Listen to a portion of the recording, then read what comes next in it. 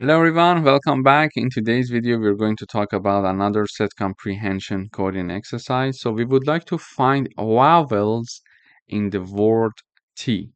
I'm having the vowels in T set. So the name of my set is this one. I'm creating um,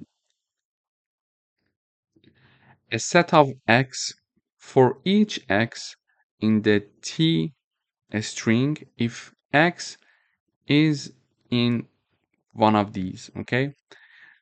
Let me illustrate it with the output. So when I run this code, I have E and A. So when X is going to iterate over all the letters of T using this for loop, okay? One time it is going to be equal to T, one time it is going to be equal to E, and one time it is going to be equal to A. So then it is going to check if the t, for example, in the first iteration that x equals t, it is going to check t if it exists in this string. So we want to see if t equals to a, e, I, o, or u, one of them. So it checks to see if t exists in one of these letters. And the answer is no, because t is not there. Then in the next iteration, it is going to equal x to e, and it is going to check if e exists in this string. And these strings, when we are going through its letters one by one, these are the letters.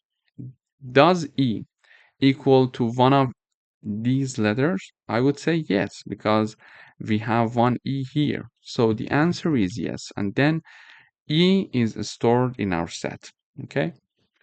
In the next iteration, we are having X equal to A, the last letter of T.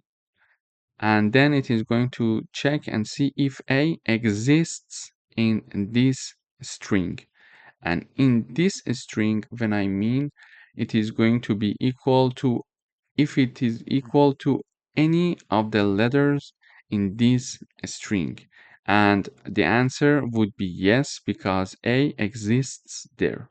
So the answer is yes. So when I run this code, I see E and A in the output, because these are the two letters that are vowels in the T string. So in this coding exercise, to review it, in this coding exercise, we are creating a set of X for each X in T string. So it is going to iterate over the letters of T if X is in one of the letters in this string. Okay, so these are the vowel letters in English, and this is our string. So we are iterating over the letters of T and the letters of this string, okay, the vowel letters.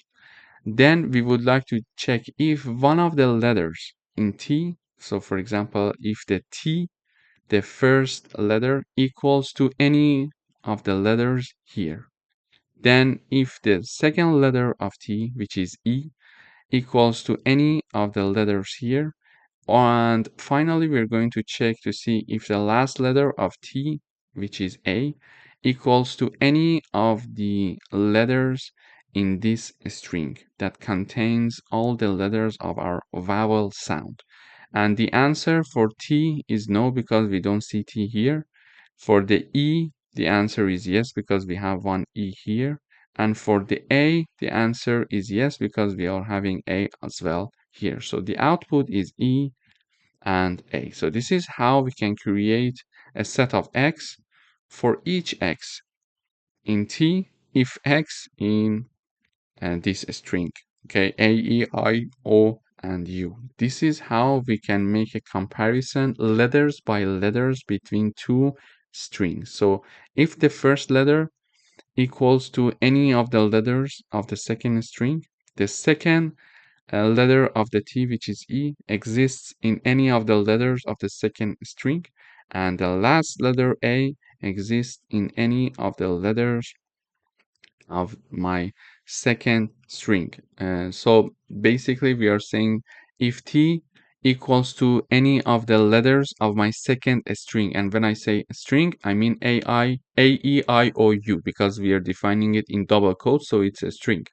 And then if E equals to any of these letters, A equals to any of these letters. So this is how we can create a set of X using set comprehension.